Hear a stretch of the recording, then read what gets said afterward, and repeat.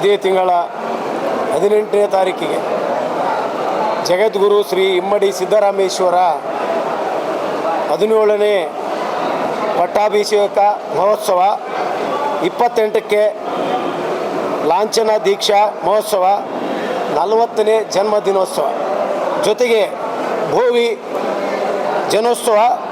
ಈ ಕಾರ್ಯಕ್ರಮದಲ್ಲಿ ಪ್ರತಿಭಾ ಪುರಸ್ಕಾರ ಕೂಡ ವಿದ್ಯಾರ್ಥಿಗಳಿಗೆ ಹಮ್ಮಿಕೊಂಡಿದ್ದೀವಿ. ಈ ಕಾರ್ಯಕ್ರಮದಲ್ಲಿ ಇಡೀ ಕರ್ನಾಟಕದಾದ್ಯಂತ ಬಹುತೇಕ ಈಗಾಗಲೇ ನಾವು 1.5 ರಿಂದ 2 ಲಕ್ಷ ಜನ ಸೇರುವಂಥ ನಿರೀಕ್ಷೆ ಇರೋದರಿಂದ ಬಹುತೇಕ 4 ವಿಭಾಗಗಳನ್ನು ಮಾಡಿ ಆಯಾ ವಿಭಾಗಕ್ಕೆ ಮುಖಂಡರುಗಳನ್ನ ಈಗ ಆಲ್ರೆಡಿ ಈ ಪ್ರಚಾರಕ್ಕೆ ಹೋಗಿದ್ದಾರೆ. ಈ ಪೂರ್ವಭಾವಿ ಸಭೆಯನ್ನು ಇವತ್ತು ನಾವು ಬಳ್ಳಾರಿಯಿಂದ ಚಾಲೂ ಮಾಡಿದ್ದೀವಿ.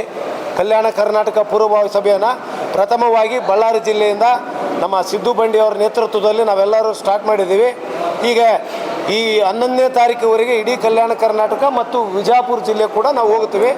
ಕಲ್ಯಾಣ ಕರ್ನಾಟಕದಿಂದ ಸುಮಾರು 60 ರಿಂದ 70 ಸಾವಿರ ಜನಸಂಖ್ಯೆ ಕೂಡ ಸೇರ್ತಕ್ಕಂಥ ಸಾಧ್ಯತೆಗಳಿವೆ. ನನ್ನ ಹೆಸರು ಅಶೋಕ್ ಉಮ್ಲೂಟಿ, ಭೋವಿ ಸಮಾಜ ಮುಖಂಡರು, ಸಿಂಧನೂರು, ರಾಯಚೂರು ಜಿಲ್ಲೆ. ನಮ್ಮ ಪ್ರಚಾರ ಆಗಬೇಕು, ನಿಮ್ಮ ಬೆಂಬಲ ನಮಗೆ ಬೇಕಾಗುತ್ತೆ. ಹಾಗಾಗಿ ನಾವು ಕಳೆದ ವರ್ಷ ಇದೇ ಜಯಂತ್ಯೋತ್ಸವಕ್ಕೆ 25 ಬಸ್ಸು 40 ಗಾಡಿಗಳು ಹೋಗಿದ್ದೀವಿ. ಈ ಸಾಲ ಇನ್ನೂ ಹೆಚ್ಚಿನ ಸಂಖ್ಯೆಯಲ್ಲಿ ಹೋಗಬೇಕಂತ ನಮ್ಮ ನಿರೀಕ್ಷೆ ಇದೆ. ಕನಿಷ್ಠ ಪಕ್ಷ 3,000 ಕಳೆದ ವರ್ಷ ಹೋಗಿದ್ವಿ.